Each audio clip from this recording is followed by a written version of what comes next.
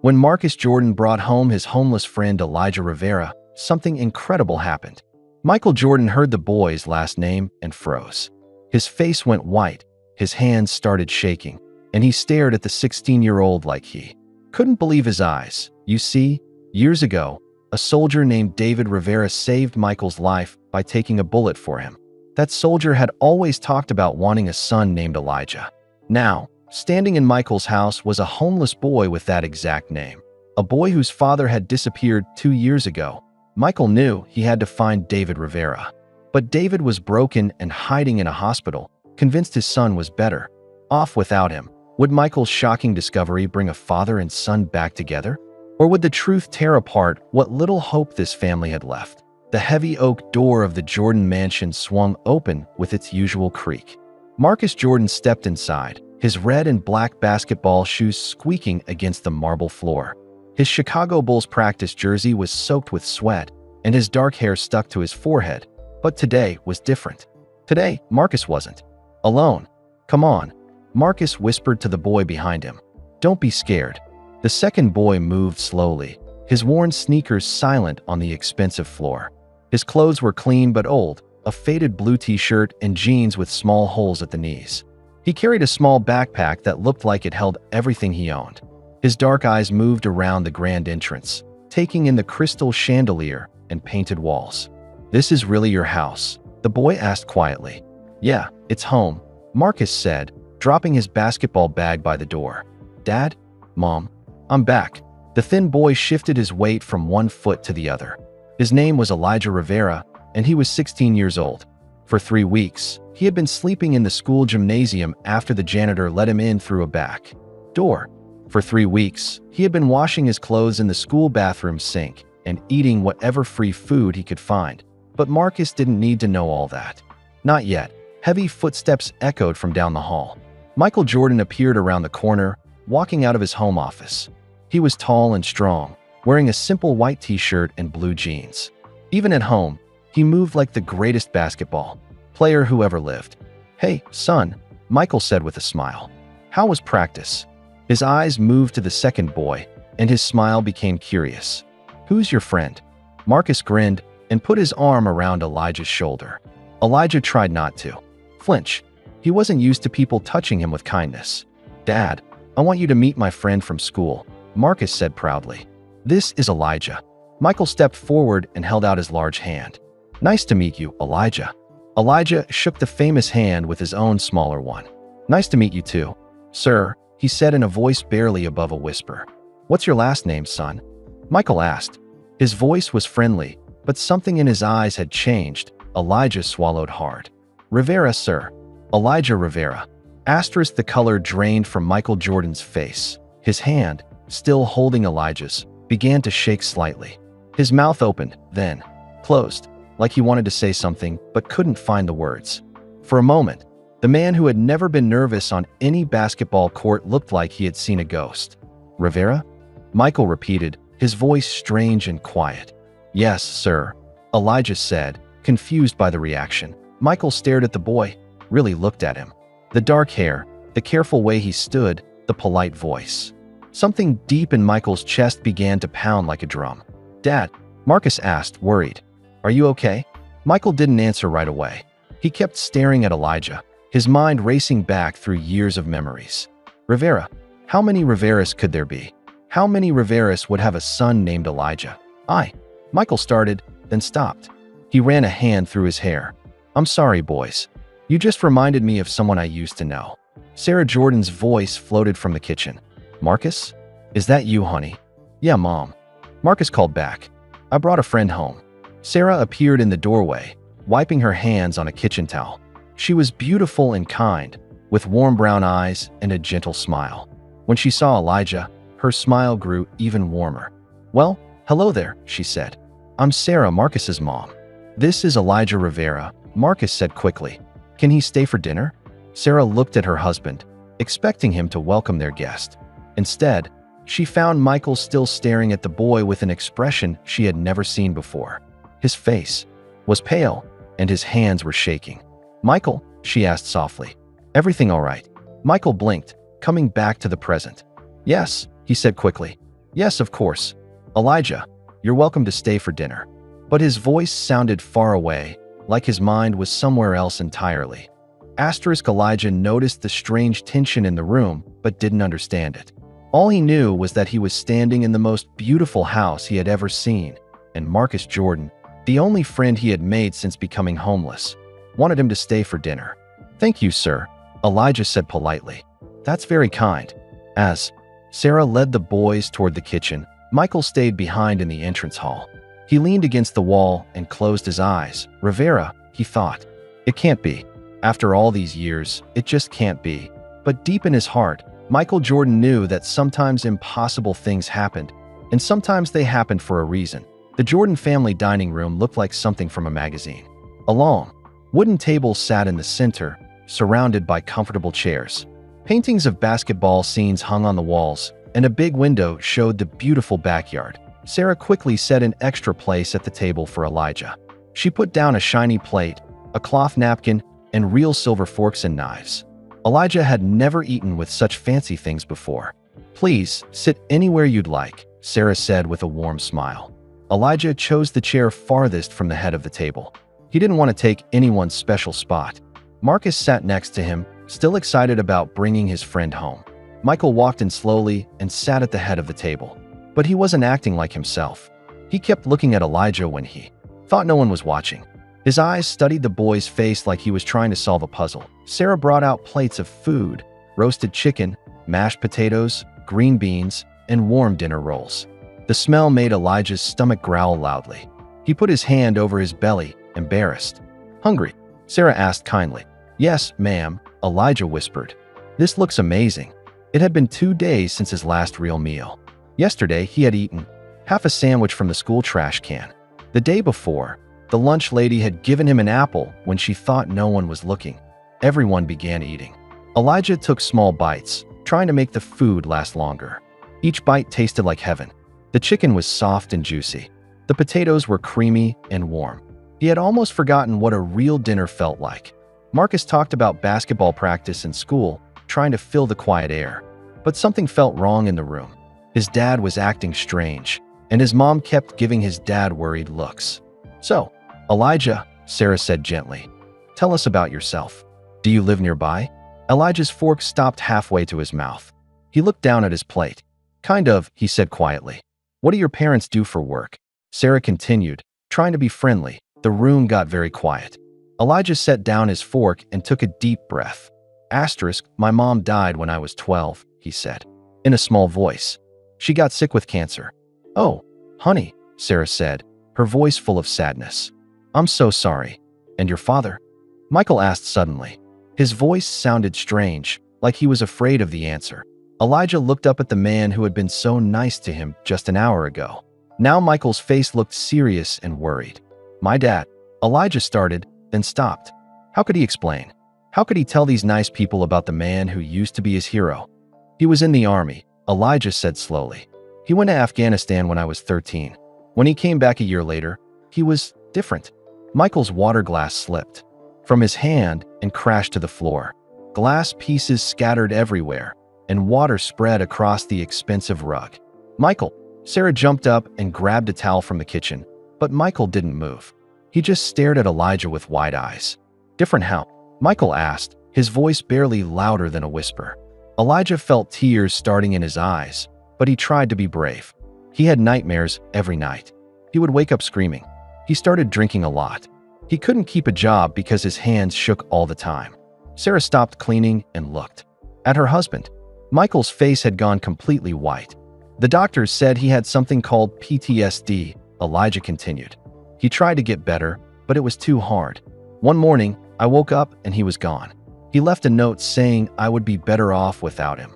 Michael's chair scraped loudly as he stood up quickly. Excuse me, he said in a shaky voice, and walked out of the room.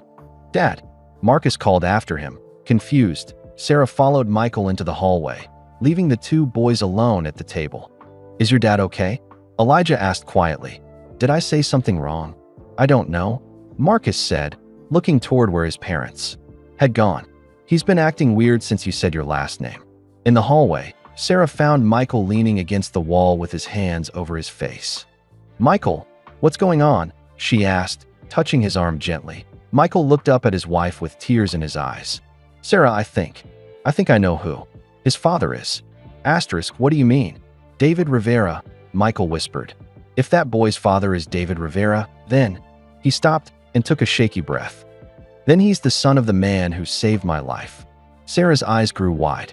In all their years of marriage, Michael had never mentioned anyone named David Rivera. "Who is David Rivera?" she asked. Michael looked back toward the dining room, where they could hear Marcus trying to cheer up Elijah. "He's the man who took a bullet for me," Michael said quietly. "And if that's his son in there, then I've been looking for the wrong person all these years." Back in the dining room, Elijah pushed his food around on his plate. Even though it was delicious, he had lost his appetite. He always felt sad when he talked about his father. Asterisk, hey, Marcus said, putting his hand on Elijah's shoulder. "Whatever's going on with my dad, it's not your fault." "Are you sure?" Elijah asked. "I'm sure," Marcus said firmly. "My dad's a good man. If he's acting strange, there's a good reason for it." Elijah nodded, but he couldn't shake the feeling that his last name meant something important to Michael Jordan, something that might change everything. That night, Michael Jordan couldn't sleep. He lay in bed staring at the ceiling while Sarah slept peacefully beside him. Every time he closed his eyes, he saw Elijah's face. The boy looked so much like someone from his past that it made his heart hurt. At 2 o'clock in the morning, Michael quietly got out of bed. He walked downstairs to his home office and turned on the small desk lamp. The room was filled with basketball trophies and pictures from his playing days. But tonight, he wasn't thinking about basketball. Michael opened his desk drawer and pulled out an old wooden box. He hadn't looked inside it for years. His hands shook a little as he lifted the lid. Inside were old photos, letters, and military medals that didn't belong to him. At the bottom of the box was what he was looking for, a faded photo from 1995. In the picture, a younger Michael Jordan stood next to a man in an army uniform. Both men were smiling and had their arms around each other's shoulders. They looked like brothers. On the back of the photo, someone had written in blue ink, "Michael Jordan and Sergeant David Rivera, best friends forever, 1995. Michael held the photo with shaking hands. David Rivera had been more than just his bodyguard. He had been like family. Asterisk, Michael remembered the day they first met. It was 1995, and Michael was getting scary letters from fans who wanted to hurt him. The NBA hired David to keep him safe. David was young, only 25, but he was smart and brave. More importantly, he cared about people. "I won't let anything happen to you, MJ," David had promised on his first day. "You have my word." And David had kept that promise in the most incredible way possible. Meanwhile, upstairs in the guest bedroom, Elijah couldn't sleep either. The bed was too soft, and the room was too quiet. For weeks, he had been sleeping on gym mats with the sounds of the city outside. This felt like a dream he might wake up from. Marcus had given him some of his old clothes, a clean t-shirt and pajama, pants that actually fit. It felt strange to wear clothes that belonged to someone else, but also nice. They smelled like fabric softener and kindness. Elijah got up and looked out the window at the big backyard. There was a swimming pool and a basketball court with real lights. He had never lived anywhere with so much space that a soft knock on his door made him turn around. "Come in," he said quietly. Marcus peeked his head inside. "Can't sleep either?" "The bed's too comfortable," Elijah said with a small smile. Marcus laughed and sat down on the edge of the bed. "That's a problem I've never had." They sat in comfortable silence for a moment. "Can I ask you something?" Marcus said. "Sure. Why did you tell me you were homeless? You could have made up a story." Elijah thought about the question. "Because you were nice to me when other people weren't. You deserve the truth." Marcus nodded. "My dad always says that honest people are the bravest people."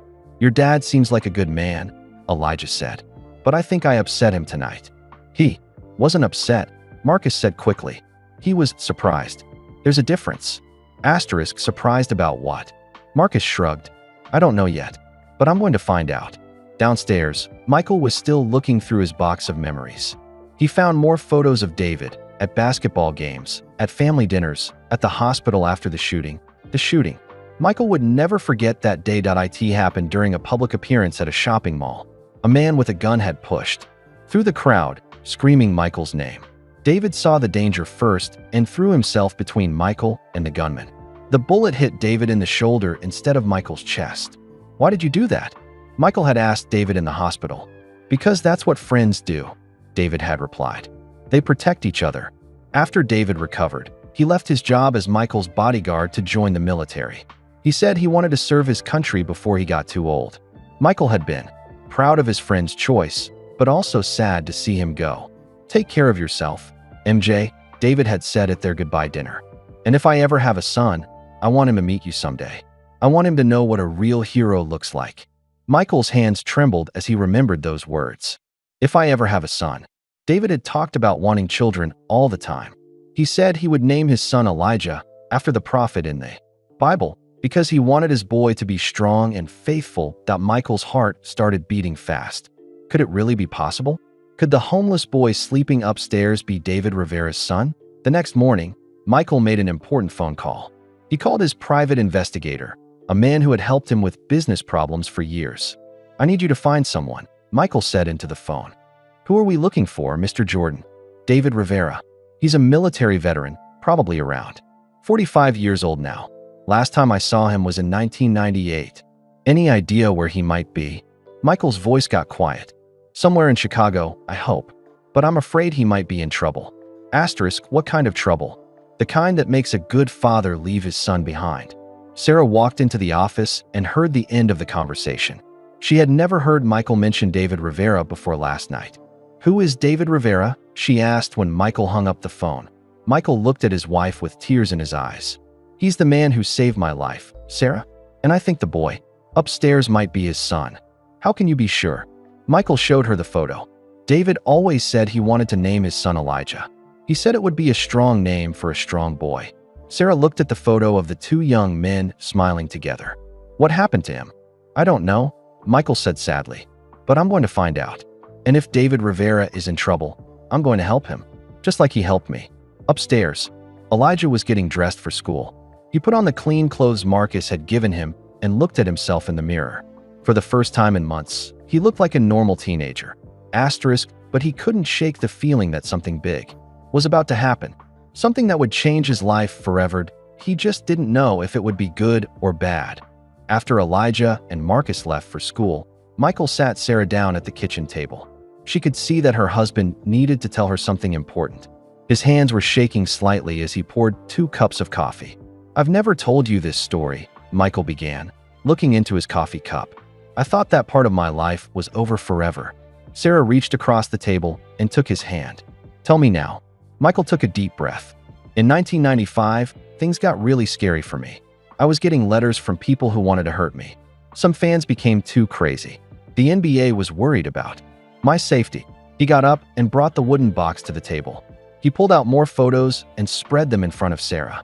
"This is when they hired David Rivera," Michael said, pointing to a picture of a young man in a suit. "He was 25 years old, just out of the Marines. He was supposed to be my bodyguard, but he became so much more." Sarah looked at the photos. David Rivera was tall and strong, with kind eyes and a serious face. In every picture, he stood close to Michael, always watching for danger. "He wasn't just protecting my body," Michael continued. "He was protecting my family, my peace of mind, my whole life. But David never made it feel like work. He made it feel like friendship." Michael showed Sarah a photo of David at a family barbecue, laughing with Michael's parents. Another showed David teaching young Michael how to change a tire. "He came to family dinners every Sunday," Michael said with a smile. "Your mom loved him. She always made extra food because she said David was too skinny." "He sounds wonderful," Sarah said softly. "He was. David taught me that being strong wasn't just about basketball. It was about caring for people and standing up for what's right." Michael's voice got quieter. David talked about his future all the time. He wanted to get married and have children. He had names picked out and everything. "What names?" Sarah asked, though she already knew the answer. For a boy, he wanted Elijah. For a girl, he wanted Grace. Michael looked at his wife with tears in his eyes. He said Elijah was a prophet who never gave up, even when things got hard. He wanted his son to be like that. Sarah felt her heart breaking. "So when you heard that name last night, I knew it couldn't be a coincidence." Michael finished. "David talked about having a son named Elijah for 3 whole years. And now there's a boy named Elijah Rivera sleeping in our guest room. Michael pulled out a newspaper clipping from 1997. The headline read, "Bodyguard saves basketball star's life." "This is the day that changed everything," Michael said that he told Sarah about the shopping mall appearance that went wrong. A man with a gun had pushed through the crowd of fans. David saw the danger before anyone else did.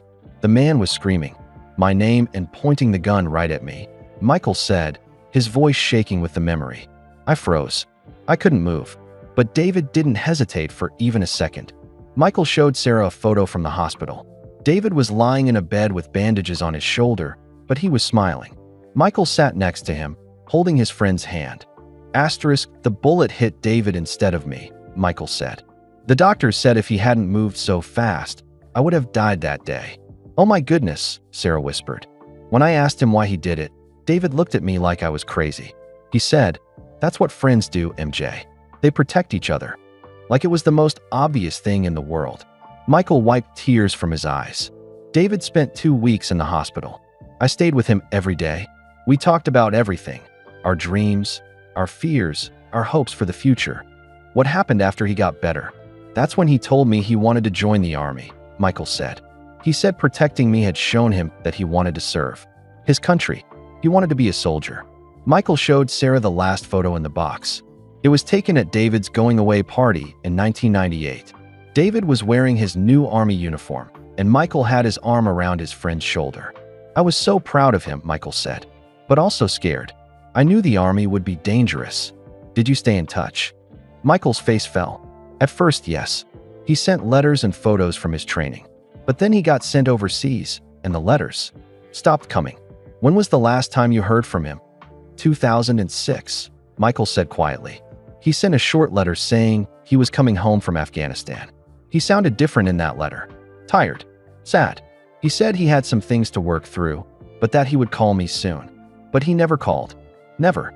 I tried to find him, but David Rivera is a common name, and I didn't know he had gotten married or had a son. Michael looked at Sarah with desperate eyes.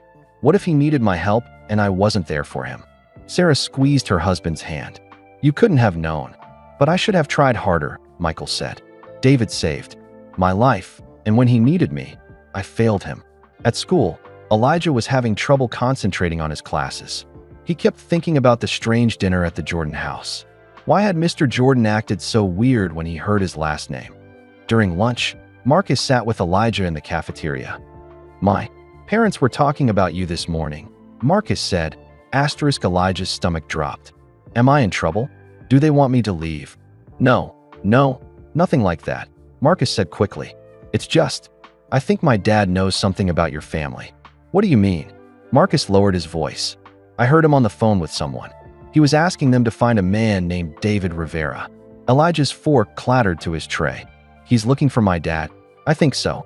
But Elijah, why would my dad be looking for your father? How would he even know him?" Elijah stared at his friend. "I have no idea." After school, Coach Williams asked Elijah to stay behind. The coach was a kind man who noticed when his students were struggling. "Everything okay, son?" Coach Williams asked. "You seem distracted today." Elijah didn't know how much to say. "I'm staying with a friend's family right now. It's complicated." "The Jordans?" Elijah nodded. Coach Williams smiled. "Michael Jordan is a good man. If he's helping you, you're in the right place." "Did you know him when he played basketball?" Asterisk, "I watched every game," Coach Williams said. But what made him special wasn't just his talent. It was his heart. He never forgot where he came from, and he never stopped caring about people. Elijah thought about those words as he and Marcus walked home. When they got to the Jordan house, they found Michael waiting for them in the living room. "Boys, can you sit down?" Michael said, "I need to tell you something important." Elijah's heart started beating fast. This was it. This was the moment that would change everything. "Elijah," Michael said gently, "I think I knew your father."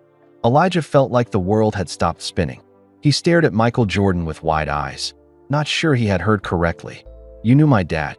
Elijah whispered. Michael nodded slowly. "I think so, but I need to be sure before I tell you more." Marcus looked back and forth between his father and his friend. "Dad, what's going on? Your father's name is David Rivera, right?" Michael asked Elijah. "And he was in the army?" "Yes, sir," Elijah said, his voice shaking. "But how could you know him?" He never told me he knew any famous people.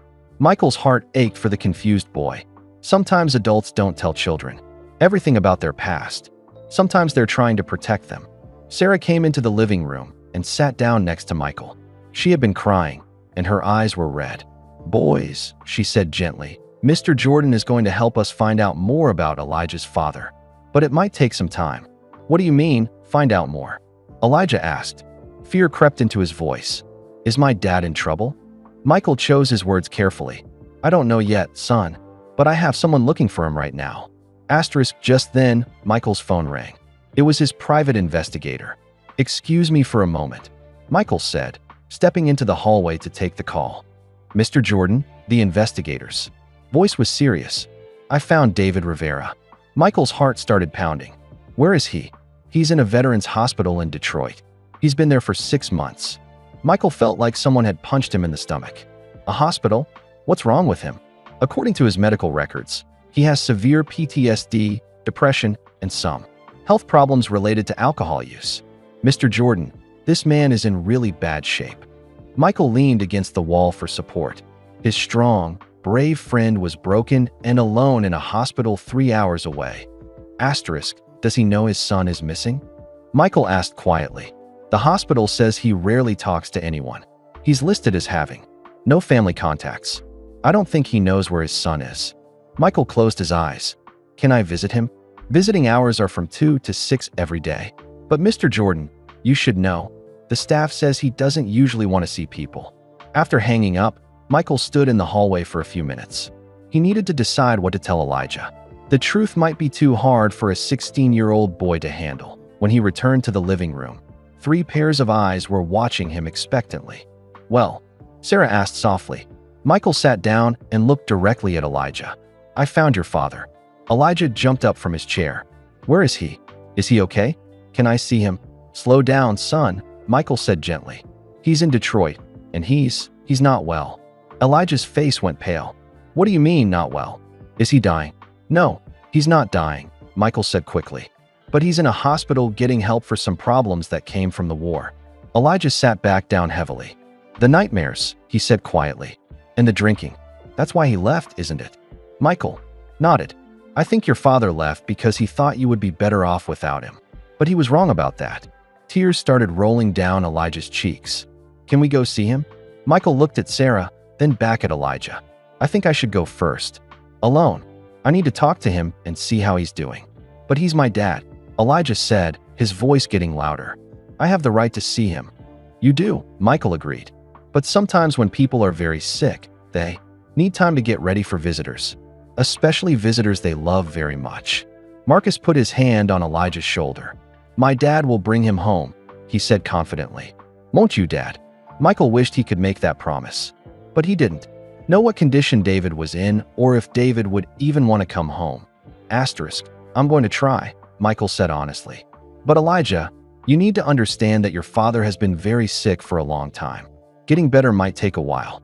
Meanwhile, at school, Mrs. Chun, the counselor, was getting worried.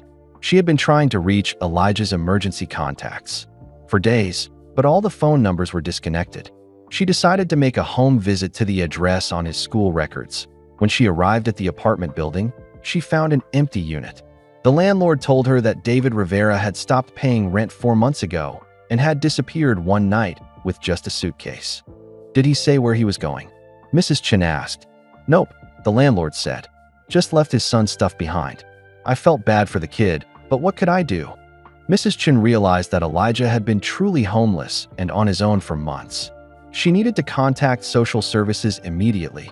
That evening, Mrs. Chin knocked on the Jordan family's front door. Sarah answered, surprised to see a woman she didn't recognize. "Mrs. Jordan? I'm Mrs. Chun, Elijah's school counselor. I need to speak with you about his situation." Sarah invited her in, and they sat in the living room with Michael and the boys. "I've been trying to reach Elijah's father for weeks," Mrs. Chin explained. "Today I discovered that he abandoned their apartment months ago." "Elijah, how long have you been on your own?" Elijah looked down at his hands. "Since February," he said quietly. Mrs. Chin's eyes grew wide. "That's 4 months. Where have you been living?" "Different places," Elijah mumbled. "The park, the school gym, sometimes under bridges." Sarah gasped and put her hand over her mouth. Marcus stared at his friend in shock. He had no idea Elijah had been living on the streets for so long. "Elijah, why didn't you tell anyone?" Mrs. Chen asked gently. "Because I knew they would put me in foster care," Elijah said. "And I thought my dad might come back." Mrs. Chun turned to Michael and Sarah. "I'm grateful that you've opened your home to Elijah, but we need to discuss his legal situation. He can't stay here permanently without proper guardianship papers." Michael's jaw tightened. "What does that mean?" "It means we need to contact social services. Elijah needs to be placed in official foster care until we can locate his father or find other family members." "No," Elijah said, jumping up. "Please don't make me leave. I'll be good, I promise." Sarah started crying. In just a few days, Elijah had become like a son to her. "How long do we have?" Michael asked. "I have to file a report by tomorrow," Mrs. Chun said sadly. "After that, social services will take over." After Mrs. Chun left, the Jordan family sat in stunned silence. "We can't let them take him away," Marcus said fiercely. "He belongs here with us." Michael looked at his wife and son, then at Elijah, who was trying not to cry. "No one is taking you anywhere," Michael said firmly. "I'm going to Detroit tomorrow, and I'm bringing your father home." "What if he won't come?" Elijah asked. Michael thought about his old friend lying in a hospital bed, sick and alone. He thought about the brave soldier who had once saved his life. "Then I'll remind him that he has something worth fighting for," Michael said. "I'll remind him that he has a son who needs him." But even as he said the words, Michael wondered if it would be enough. How do you convince a broken man to put himself back together? And what if David Rivera didn't want to be found? The next morning, Michael drove to Detroit alone. The 3-hour drive felt like the longest trip of his life. He kept thinking about the last time he had seen David Rivera, strong, proud, and full of hope for the future. Now his friend was broken and alone in a hospital, the Veterans Medical Center in Detroit was a large, gray building that looked sad against the cloudy sky. Michael parked his car and sat for a moment, trying to prepare himself for what he might find inside. The front desk. A tired-looking nurse looked up when he approached. "I'm here to see David Rivera," Michael said quietly. The nurse checked her computer screen. "Are you family?" Michael hesitated.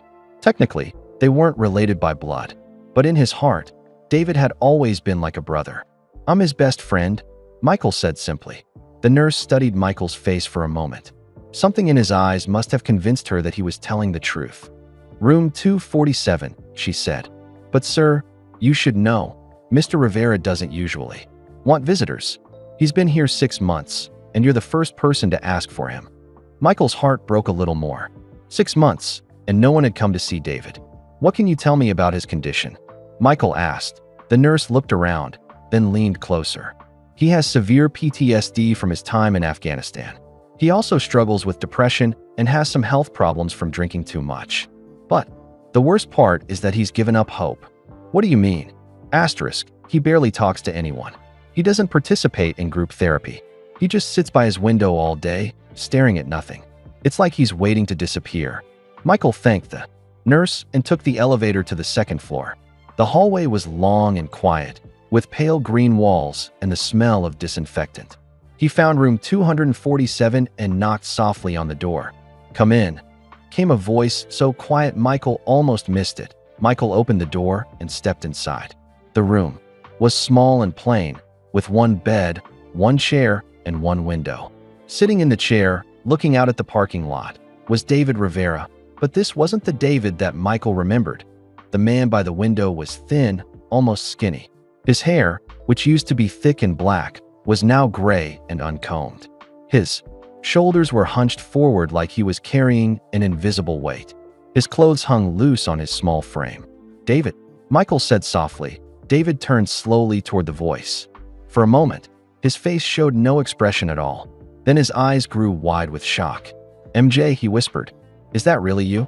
Michael walked across the room and sat down on the bed, facing his old friend. Up close, he could see how much David had changed. His face was lined with worry and pain. His hands shook slightly as they rested on his lap. "Hello, old friend," Michael said, trying to keep his voice steady. David stared at him like he was seeing a ghost. "I thought I'd never see you again," he said, his voice rough and hoarse. "I've been looking for you," Michael said. "For years, actually. I just didn't know where to start." David laughed, but it wasn't a happy sound. "Well, you found me. This is what's left of the man who used to protect you." Michael looked into his friend's eyes and saw so much pain that it made his own chest hurt. "David, I need to tell you something important," Michael said. David shook his head. "Let me guess. You want to help me get back on my feet? Save me like I once saved you? Make me feel better about what a failure I've become. Your son needs you," Michael said quietly. The words hit David like a physical blow. All the color drained from his face, and his hands began to shake harder. "My son," David whispered. "How do you know about Elijah?" "Because he's been living in my house for the past week." David stared at Michael in complete shock.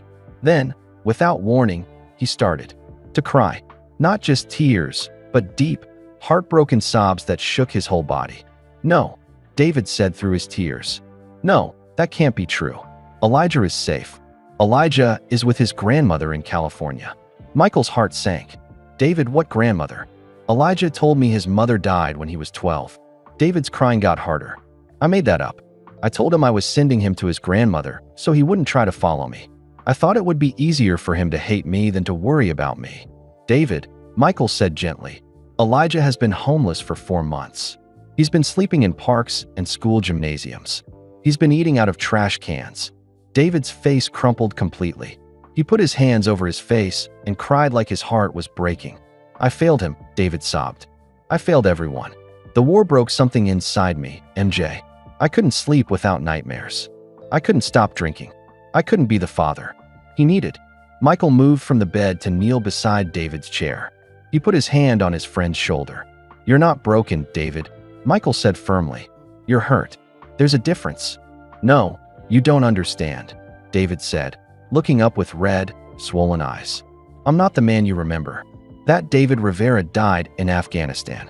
I watched my friends get blown up by bombs. I held dying soldiers in my arms. I came home, but I left my soul over there." Michael reached into his jacket and pulled out his phone. He showed David some photos of Elijah that he had taken during the past week. "Look at your son," Michael said. "Really look at him." David stared at the pictures, his hands trembling as he held the phone. There was Elijah sitting at the dinner table, smiling at something Marcus had said. There was Elijah shooting basketball with Marcus in the backyard. There was Elijah drawing a picture, his tongue sticking out in concentration. "He draws pictures," Michael said softly. "Beautiful pictures. He's incredibly talented. And David, he never stopped believing you'd come back." David looked at one particular drawing on the phone, a picture of a soldier and a young boy playing catch in a park. "He still draws me," David whispered. "He draws you because he still loves you," Michael said. "He just doesn't know how to find you." David wiped his eyes and looked at Michael. What kind of man abandons his own child? The kind of man who thinks he's protecting that child, Michael said. The kind of man who loves his son so much that he's willing to sacrifice his own happiness for what he thinks is best. "But I was wrong," David said. "Yes, you were wrong," Michael agreed. "But being wrong doesn't make you a bad father. It makes you human."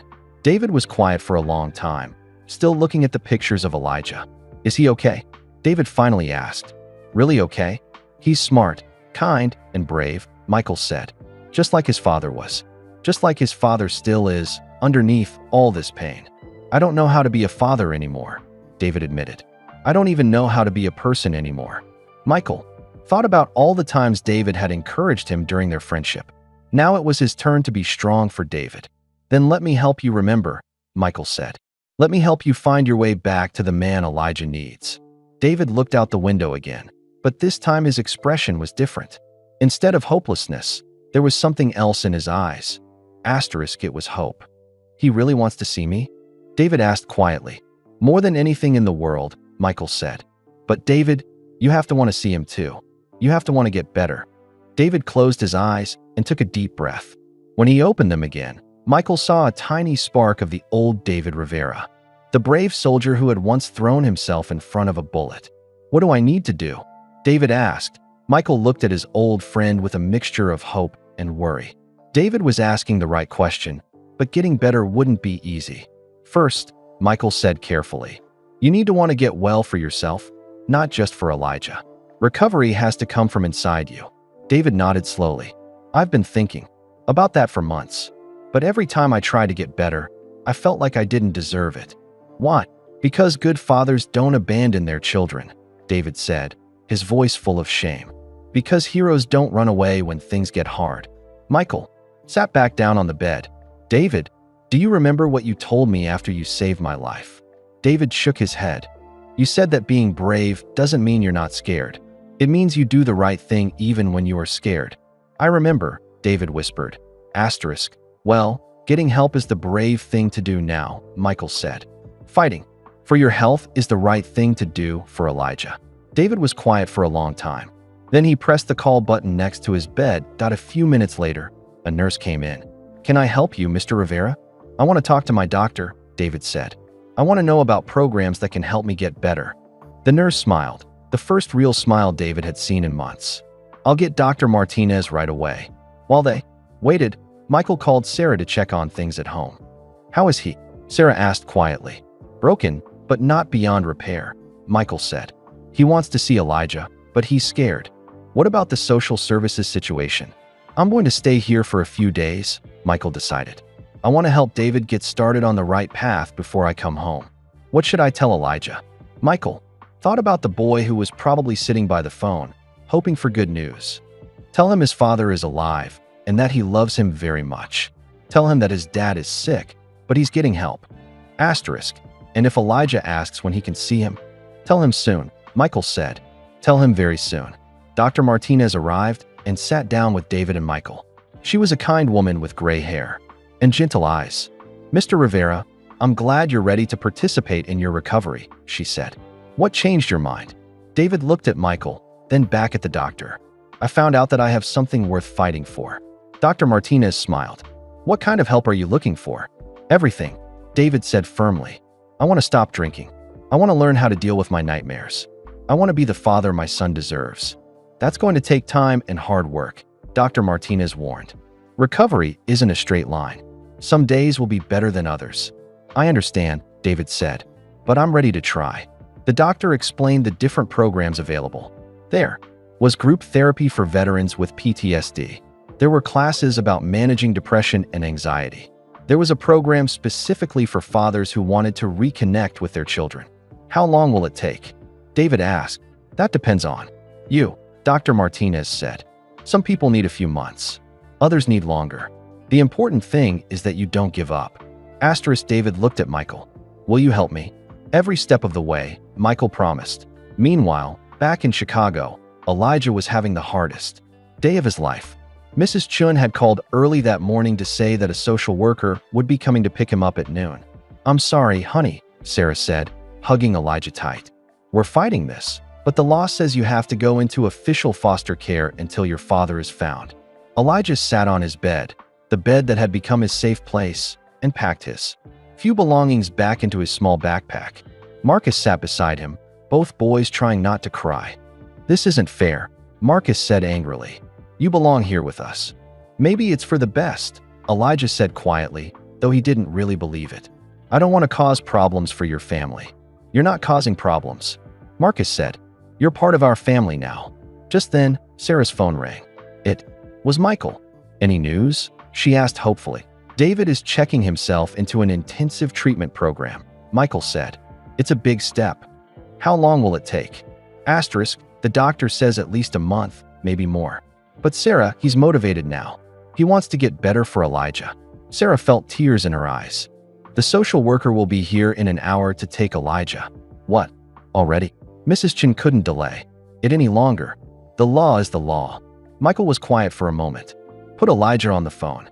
Sarah found Elijah in his room, holding his backpack like it was the only thing he owned in the world. Elijah, honey, Mr. Jordan wants to talk to you. Elijah took the phone with shaking hands. Hello, son, I want you to know that I found your father, Michael said gently. Elijah's heart started pounding. Is he okay? Can I see him? He's alive, and he loves you very much, Michael said. But he's been very sick, and he needs some time to get better. How long? Elijah asked, his voice breaking. The phone call between David and Elijah lasted 2 hours. They both cried. They both said, "I'm sorry," more times than they could count. And when it was over, both father and son felt something they hadn't felt in a long time: hope. But David knew that one phone call wasn't enough. He needed to prove to his son that he was truly getting better. More importantly, he needed to prove it to himself. The next morning, David met with Dr. Martinez for what would be their most important session yet. "How did the phone call go?" she asked. David smiled, a real smile that reached his eyes. "It was the best 2 hours I've had in years." "What did you talk about?" "Everything," David said. "His school, his art, his time on the streets, his stay with the Jordan family. And I told him about my treatment, about how I'm learning to deal with my problems." "How did he react to that?" David's smile faded a little.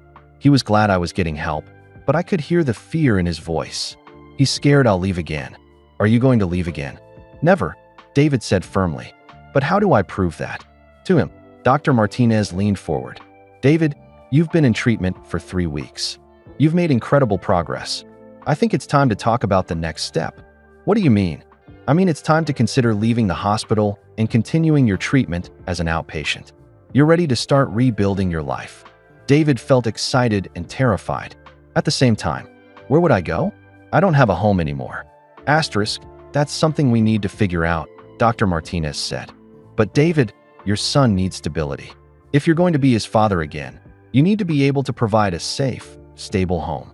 David thought about his old apartment, which the landlord had probably rented to someone else months ago. He thought about his job, which he had lost when his drinking got too bad. He thought about all the pieces of his life that had fallen apart. "I don't know how to start over," he admitted. "You don't have to start completely over," Dr. Martinez said gently. "You have skills, you have experience, and you have people who care about you. Sometimes starting over is really about putting the pieces back together in a new way." That afternoon, David called Michael with a question that had been on his mind for days. "MJ, I need to ask you something, and I want you to be honest with me." "Always," Michael said. "Do you think I can really do this? Do you think I can be the father Elijah needs?" Michael was quiet for a moment. "David, do you remember what you told me the day before you saved my life?" "No, what?" "We were talking about pressure, about how scary it was to have people depending on you. You said that being afraid doesn't make you weak, it makes you careful. And being careful makes you strong." Asterisk, David remembered that conversation. It was the day before the shooting at the mall. "You were afraid that day too," Michael continued. "But you still threw yourself in front of that bullet. You still protected me, even when you were scared." "This is different," David said. "This is about being a father." "No, it's not different," Michael said firmly. "It's about protecting someone you love. It's about being brave when it matters most. You've already proven you can do that." Meanwhile, in Chicago, Elijah was having his own conversation with Mrs. Patterson about the future. "How do you feel about possibly going home to your father?" she asked as they prepared dinner together. Elijah chopped vegetables slowly, thinking about his answer. "Excited, scared, happy, worried, all at the same time." "That's normal," Mrs. Patterson said. "Big changes bring big feelings." "What if he's not ready? What if I go back and he gets sick again?" Mrs. Patterson stopped stirring the soup and looked at Elijah. "Honey, there are no guarantees in life. But from what I hear, your father is working very hard to get better. But what if it's not enough? Then you'll figure it out together," she said simply. "That's what families do. They figure things out together." That evening, Elijah called Marcus to talk about his fears. "I'm scared to hope too much," Elijah admitted. "What if I get excited about going home and then it doesn't work out?" Asterisk, "But what if it does work out?" Marcus asked. "What if you spend all this time being scared and then everything turns out great?" Elijah thought about that. "I never thought about it that way. My dad says that hope is like a muscle," Marcus said. "The more you use it, the stronger it gets." Back in Detroit, David was preparing for his biggest challenge yet. Dr. Martinez had arranged for him to spend a weekend outside the hospital, staying in a halfway house for veterans. It would be his first time living independently since he had checked into treatment. "This is a test," Dr. Martinez explained. "A test to see if you're ready to manage your recovery in the real world." Asterisk, David packed his few belongings into a small suitcase. As he was getting ready to leave, his phone rang. It was Elijah. "Dad, I heard you're getting out of the hospital for a few days." "Just for the weekend," David said. "It's kind of like practice." For real life. Are you nervous? David smiled. His son knew him so well. Very nervous, but also excited. Dad, yes, son. I'm proud of you. Those 4 words meant more to David than any medal or award he had ever received. Thank you, Elijah. That means everything to me. The halfway house was a small, clean building with 6 bedrooms and a shared kitchen. David's roommate was a veteran, named Carlos, who had been in recovery for 2 years. First time out, Carlos asked as David unpacked his suitcase. Yeah, I'm pretty scared. Carlos laughed. Good. Being scared means you're taking this seriously. That first night, David lay in bed listening to the sounds of the city outside his window. For the first time in months, he wasn't in a hospital room. For the first time in years, he wasn't drunk or having nightmares. He was just a man, lying in a bed, thinking about his son. The next morning, David called Michael with an update. How was your first night? Michael asked. Hard, but good. David said. I didn't sleep much, but not because of nightmares. I was just thinking. About what? About Elijah. About what kind of home I want to make for him. Michael smiled on the other end of the phone. What kind of home do you want to make?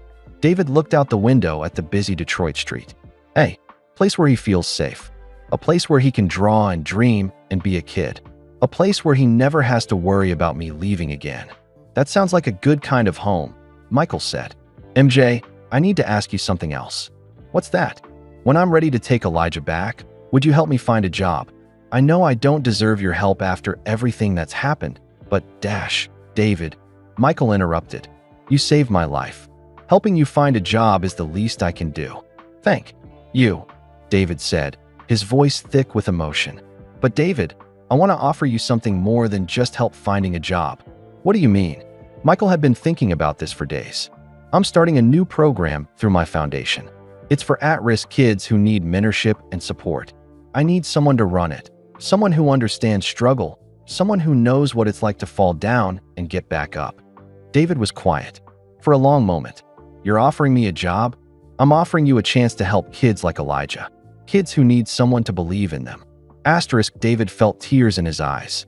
You would trust me with something that important? I've always trusted you with important things, Michael said. The question is, do you trust yourself? David looked around. The halfway house, at the other veterans who were working hard to rebuild their lives. He thought about his son, who was waiting for him to come home. He thought about all the kids out there who needed someone to show them that it was possible to overcome difficult things. Yes, David said quietly. I think I do. That night, David called Elijah with the best news he'd had in years.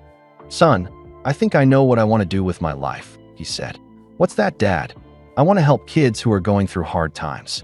Kids like you, who need someone to believe in them. Elijah was quiet for a moment. That sounds perfect for you, Dad. Why do you say that? Because you always believed in me, even when I didn't believe in myself. As David hung up the phone, he realized something important. Recovery wasn't just about getting better for himself or even for his son. It was about becoming the kind of person who could help others heal too. And for the first time since he'd come home from the war, David Rivera felt like he had a purpose worth fighting. 4.3 weeks later, David Rivera walked out of the Detroit Veterans Center carrying a small bag and a certificate of completion. He had successfully finished the intensive treatment program. More importantly, he had learned how to manage his PTSD, his depression, and his drinking problem. But the biggest test was still ahead of him. Michael was waiting in the parking lot, leaning against his car with a smile on his face. When he saw David walking toward him, he felt proud of his old friend. David looked different, healthier, stronger, more like the man Michael remembered. Mr. Rivera, the reporter asked, what would you say to other parents who are struggling with PTSD or addiction? David looked directly into the camera. I would say that asking for help isn't giving up. It's the bravest thing you can do. And I would tell them that their children need them to get better, not to be perfect. And Elijah, the reporter turned to the 17-year-old. What advice do you have for kids who feel like they have no hope? Elijah thought carefully before answering. I would tell them that feeling hopeless doesn't mean there is no hope. Sometimes hope comes from the most unexpected places. For me, it came from a friend who invited me to dinner and a man who never gave up on finding my dad. After the interview, the Rivera family and the Jordan family gathered at their favorite restaurant to celebrate the opening of the new center. It had become a tradition to mark important occasions together. "I have an announcement," Michael said, standing up with his glass of soda. Everyone looked at him expectantly. "Sarah and I have been talking, and we've decided to do something we should have done a long time ago." He reached into his jacket pocket and pulled out some official-looking papers. "David and Elijah Rivera, we would like to formally adopt you into our family." David's mouth fell open. "What? Not legally," Sarah said quickly, "but officially. We want you to know that you're not just friends to us, you're family." Michael handed David a certificate that read, "The Jordan Rivera family, united by love, strengthened by friendship, bonded forever." David started crying right there in the restaurant. "MJ, I don't know what to say." "Say yes," Marcus said with a huge grin. "I've always wanted a big brother." Elijah laughed and wiped his own tears. "Does this mean I get two families now?" "It means you get one big family," Sarah said, reaching across the table to squeeze his hand. Later that evening, David and Elijah walked through their neighborhood, talking about the day's events. The small apartment where they had started their new life together was now decorated with Elijah's artwork and photos of all the kids they had helped. "Dad," Elijah said as they sat on a bench in the local park, "do you ever think about what would have happened if Mr. Jordan hadn't found us?" David looked at his son, who was now almost as tall as he was. "I try not to think about that. I prefer to think about what did happen." What do you think Mom would say about all this?" David smiled and looked up at the stars. "I think she would say that we proved her right." "About what?" "She always believed that broken things could be made beautiful again if you put them back together with love." Elijah nodded thoughtfully. "We were pretty broken, weren't we?" "We were," David agreed. "But look at us now." They sat in comfortable silence for a while, watching other families walk through the park, parents pushing strollers, kids playing on swings, teenagers laughing with their friends. "Dad, yeah, I want to tell you something important." David turned to face his son. "What is it?" "When you left 2 years ago, I thought it was because I wasn't good enough. I thought if I had been a better son, you would have stayed." David's heart broke. "Elijah, you were perfect. You were always perfect. I left because I was sick, not because of anything you did." "I know that now," Elijah said. "But I needed to tell you what I was thinking back then. Thank you for trusting me with that," David said softly. "Dad, yes. I forgive you. Completely. And I want you to forgive yourself too." David had been working on forgiving himself in therapy for over a year, but hearing those words from his son made something shift inside his heart. "I'm learning to," David said. "Every day, I'm learning to." As they walked home, they passed the community center where they would spend the next day helping more kids find hope and healing. The building stood like a beacon in the neighborhood, its windows reflecting the streetlights like stars. "You know what I realized today?" Elijah said as they climbed the stairs to their apartment. "What's that?" "Mr. Jordan was wrong about one thing." David unlocked their front door. "What was he wrong about?" "He said I reminded him of someone he used to know. But I don't think that's why he helped me." "Why do you think he helped you?" Elijah smiled and hugged his father goodnight. "I think he helped me because that's what good people do. They help because it's right, not because they expect something back." "That's very wise," David said, hugging his son tight. "I learned it from you," Elijah said. "Both times." "Both times." "Before you left, you taught me that love means protecting people. After you came back, you taught me that love means fighting to become better." David felt tears in his eyes as he watched his son head to his bedroom. Elijah paused in his doorway. "Dad." "Yes, son. Tomorrow, can we start planning the summer art camp for the kids?" "Absolutely," David said. "We can start planning anything you want." "I want to call it Creating Light," Elijah said. "Because that's what art does. It takes dark experiences and turns them into something bright." After Elijah went to bed, David sat in his living room and looked around at their home. The walls were covered with Elijah's paintings, some from before David left, some from his time on the streets, and many from their year of healing together. One painting in particular caught his eye. It showed a soldier and a boy walking together on a bright path, with shadows behind them, but sunlight ahead. At the bottom, Elijah had written, "For Dad, we made it home." David picked up his phone and called Michael. "Did I wake you?" David asked when his friend answered. "Nope, just reading." "What's up?" "I wanted to thank you," David said, "for everything. For finding Elijah, for finding me, for never giving up on either of us." "David, you don't need to thank me." "Yes, I do. You saved my life twice. Once with your body and once with your heart." Michael was quiet for a moment. "You know what, David? You saved mine too." "How?" "You reminded me what real friendship looks like. You showed me that the most important victories don't happen on basketball courts. They happen when we help each other heal." After they hung up, David walked to Elijah's room and peeked inside. His son was sleeping peacefully, no longer the scared, homeless boy who had once slept in gymnasiums and parks. David thought about the journey that had brought them to this moment. The war, the trauma, the addiction, the abandonment, the homelessness, the finding, the healing, the rebuilding. That it had been the hardest journey of his life, but also the most important one. Because it had led them home. Not just to an apartment or a city, but to each other. And in learning to heal themselves, they had discovered how to help others heal too. David turned off the lights and headed to his own room, no longer afraid of the dark. Because he had learned something important. Even in the deepest darkness, people could create light for each other. And sometimes, that light grew so bright that it illuminated the way home for everyone who had lost their path. As he drifted off to sleep, David smiled, knowing that tomorrow would bring new opportunities to help kids find their own way home. Just like Marcus Jordan had helped Elijah find his. Just like Michael Jordan had helped David find his way back to himself. Just like love had helped them all find their way back to each other. The Rivera Family Center for Second Chances now serves over 500 children annually across 3 locations in Chicago. David Rivera is the Executive Director of Youth Services for the Jordan Foundation, and his innovative programs have been replicated in 12 other cities. Elijah Rivera graduated as valedictorian of his high school class and received a full scholarship to study art therapy. He continues to mentor teenagers and plans to open his own therapeutic art center after college. Marcus Jordan and Elijah Rivera remain best friends and business partners, having started a nonprofit organization that provides art supplies to homeless shelters across the country. Michael and Sarah Jordan consider David and Elijah their family, and the two families spend every holiday and major life event together. The original apartment where David and Elijah rebuilt their lives has been turned into a transitional housing unit for homeless teenagers, with a plaque that reads, "Sometimes the smallest spaces hold the biggest dreams." And in schools across Chicago, children learn that everyone deserves a second chance.